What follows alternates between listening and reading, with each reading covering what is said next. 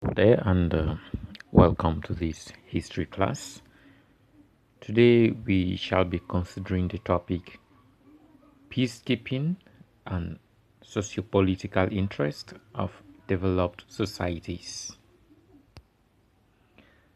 Our performance objectives will be as follows. Our performance objective will be as follows.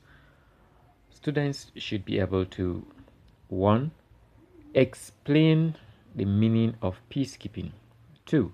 State the objectives of peacekeeping. 3. Give examples of internal and regional peacekeeping initiatives. And 3. Explain Nigeria's role in peacekeeping programs. Let's look at the meaning of peacekeeping. In your own opinion, what is peacekeeping? I'm sure this is something that you can give meaning to even without looking at the dictionary from what it is. Peacekeeping. Peacekeeping is the maintenance of internal peace and security by the deployment of military forces in a particular area. For example, the United Nations effort towards peacekeeping. When there is a lack of peace in an area, when there are crises beyond the control of a particular region or country or area, the United Nations has what we call peacekeeping forces that they can deploy to that area in order to help maintain international peace in such areas. What are the aims of peacekeeping? We're going to look at 4 major aims. There could be more aims than these, but let's look at the 4 major aims of peacekeeping. Number 1, change the incentives of the recent belligerents, making peace more desirable or war more costly. Now, the belligerents here are the people involved, the different parties involved in the crisis. So the first thing is to change the incentives of recent belligerents, making peace more desirable or war more costly. That is one of the aims. Number 2, reduce the uncertainty and fear that drives security dilemma spirals. Reduce a situation whereby people will have the fear that insecurity is going to be viral and that security is no longer sure. That is one of the aims. Number 3, prevent or control accidents or the action of rogue. Rogues are, so that people cannot take advantage of situations, undesirable elements. Number 4, still on number 3, please. We prevent or control accidents or the action of rogues groups that might otherwise escalate back to war, so that when the conflicting parties are settled in one way or the other, peacekeeping prevents a situation whereby such situations, such conditions that brought about that insecurity should not reoccur. Number 4, prevent political abuse by one side, generally the government, that might cause actors losing the peace to keep up arms anew or to take up arms anew. So one of the aims is to prevent political abuse by one side, most especially the government, that might lead the rebels, so to speak, to take up arms again. Those are some of the aims of peacekeeping. Now we are going to look at the world map and we'll see some places where the UN have been deployed. The UN peacekeepers have been deployed around the world. If you look at this map, you find out that Africa has a very large proportion of places where they have been peacekeeping. Moving from Kosovo, that is in Europe, and you have some places in Asia, India and the Pakistan. You just observe the map carefully and you see that these are places where the UN have deployed their forces for peacekeeping. It's very important to study the map. In Africa, for example, we have in Sudan since June 2011. We have that's Darfur since July 2007. Then we have Western Sahara since April 1991.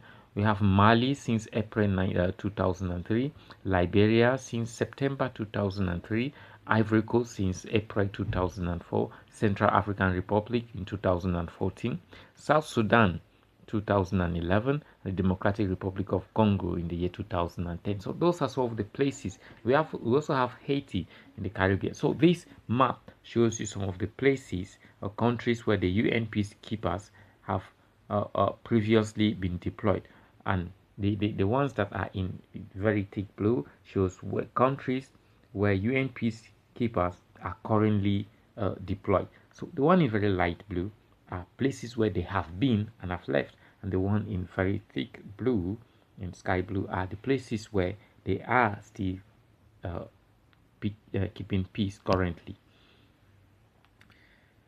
Let's look at successful peacekeeping. There are some places where peacekeeping has failed and it has succeeded in others.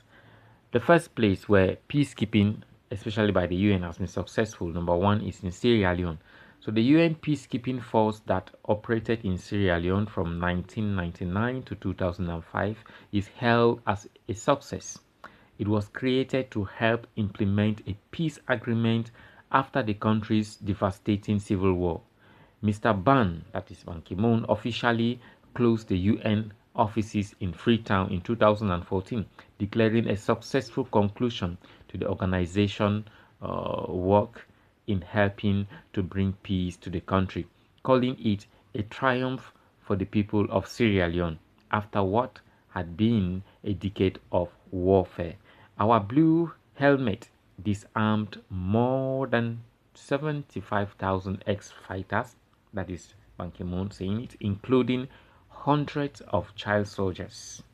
The UN destroyed more than 42,000 weapons and 1.2 million rounds of ammunition. So a potentially deadly arsenal that is now itself dead, Mr. Ban Ki-moon declared. So Sierra Leone is one of the success stories of peacekeeping around the world by the UN. Another success story was in Burundi. Burundi is also frequently cited as a success story for the UN peacekeeping operations, helping it recover from decades of ethnic war. Ban Ki-moon, the UN Secretary General, hailed Burundi's substantial progress, overcoming formidable challenges since the end of the civil war. But in 2014, he extended the peacekeeping mission for a year to help the country through elections. That took place earlier in July, and cautioned that the gains made under the UN's watch were not irreversible. That is to say, if care was not taken, or if care is not taken, this situation of peace that have been obtained can be reversed if the things put in place are not observed the way they should be. So Burundi is another success story of peacekeeping around the world. Well, peacekeeping has not always been successful. Let's look at some places where failure has been the order of the day for peacekeeping. Let's look at the Srebrenica, that is in Bosnia. On July 11, 1995, towards the end of the Bosnia's 1992 to 1995 war, Bosnian Serbs forces swept into the eastern Serbia Srebrenica enclave and executed 8,000 Muslim men and boys in the days that followed, dumping their bodies into the pits. So it was the worst massacre in post-Second World War European history. So the UN had previously declared the town one of the safe areas to be, free from any armed attack or any other hostile act. 600 Dutch infantry were supposed to be protecting thousands of civilians who had taken refuge from earlier Serb offensive in northeastern Bosnia. So this was a situation where the UN keeping force was completely a failure, looking at the number of people killed as a result of this mission. So as Serb forces began shelling Srebrenica, Bosnian Muslim fighters in the town asked for the return of weapons they had surrendered to the UN peacekeepers, but their request was refused. You know, these are people who were under attack, who were being massacred. They had to protect themselves. They asked for their weapon to be given back, but they were not given their weapons. So the Dutch peacekeepers were obliged to watch as the killing began. The failure led in part to the creation of the United Nations Peace Building Commission and set the West on a new course of liberal interventionism. Now, as a result of this failure, there was need to look into the process of peacekeeping and create what we call the United Nations Peace Building Commission in order to make sure that such failure does not reoccur in the future. Let's quickly dive into Nigeria's role in peacekeeping. Well, Nigeria has been a very significant contributor to peacekeeping around the world, and some of their peacekeeping role has been in countries around Africa and around other places in the world.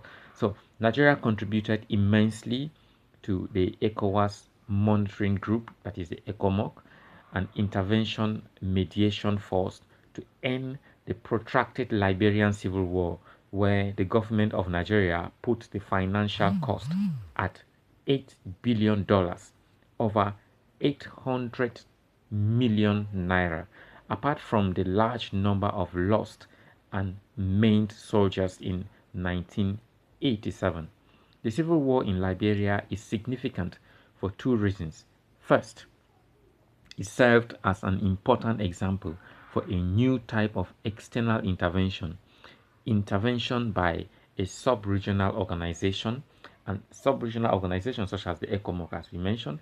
Secondly, it has led to a re-examination by African leaders of the policy of non-interference in the internal affairs of states, so that states should be able to handle their problems by themselves without other states interfering into the affairs of such states.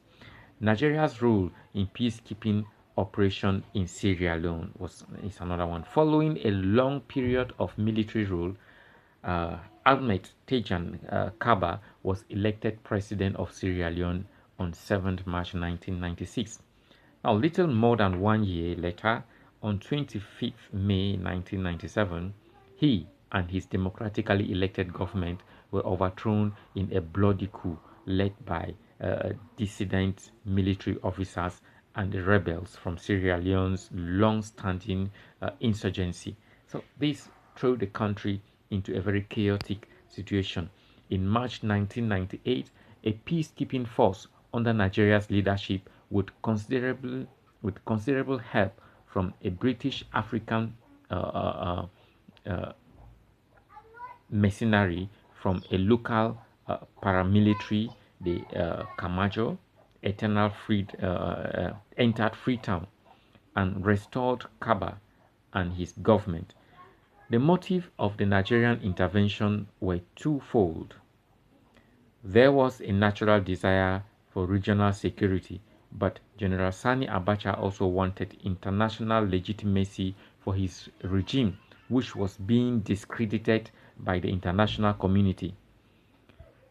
The initial success of the peacekeepers helped obscure some of the troubling aspects of the intervention: the lack of an international mandate, the use of mercenary in peacekeeping operations, and the very undemocratic nature of the Nigerian regime. Well, we all know that Sani Abacha came to power through a coup, and most times government that come to power by coup are not normally internationally recognized. So by taking up this peacekeeping mission, he wanted to give his government credit in the eyes of the international community, and that is why they made sure that Nigeria actually put in its best in this peacekeeping that involved Nigeria. Again, we look at Nigeria has every reason to be proud of her peacekeeping missions. Some of the peacekeeping operations in which Nigeria was involved include sending a battalion to Congo, that's the UNOC, in 1960, 1964, military observers to New Guinea in 1962 to 1963, battalions to Tanzania by bilateral agreement in 1964, military observers during the India-Pakistan conflict in 1965 to 1966, then battalion and staff officers to Lebanon in 1978 to 1983, battalion and staff officers to Chad, as in Harmony 1, via bilateral agreement in 1981 to 1982, and brigades to Chad Harmony 2 under the auspices of the OAU 1982 to 1983, military observers during Iran and Iraq conflict, the UNIMOC 1988 to 1991, and division of Liberia ECOMOC 1990 to date, military observers for Iraq Kuwait UNICOM 1991, and to Angola NAVIM 2 1991 to 1992. So Nigeria has been consistently involved in peacekeeping processes around the world and in Africa. So training teams in Sierra Leone, that is NATNG, in 1992 to 1995, military observers to Namibia 1998 to 1990, to Western Sahara 1991, and to Cambodia in 1992 to 1993. So the country also contributed a battalion and staff officers to Somalia in 1992 to 1994, battalion and staff officers to the former Yugoslavia 1992, military observers to Mozambique in 1992, a battalion to Rwanda in 1993, training teams to the Gambia in 1993, and military observers a Wazo trip in 1994, and to Israel in 1995, Liberia in 1987, Sierra Leone in 1996, and Darfur in 2003. Then we also have all of these situations where Nigeria has been in the forefront of peacekeeping. In summary, in this lesson, we have been able to explain the meaning of peacekeeping. We state the objectives of peacekeeping. We were able to give examples of international and regional peacekeeping initiatives, especially the ones in which Nigeria was involved. We're also able to explain Nigeria's role in peacekeeping programs in Africa and around the world. Assignment. This assignment is going to be a form of preparation for our next lesson. I expect you to do the assignment and let me have it on my page. What is neocolonialism? Number 1, what is neocolonialism? Number 2, explain the meaning of underdevelopment. Number 3, examine the effects of underdevelopment. 4, explain the effects of single crop economy on states where it exists. And number 5, what are the effects of foreign debts? This has been our lesson for today, and I hope that you're staying home and you're safe, while you do not forget that WAEC and NECO and other examinations are on the way. Keep studying hard as you prepare for these exams. Thank you very much for being there.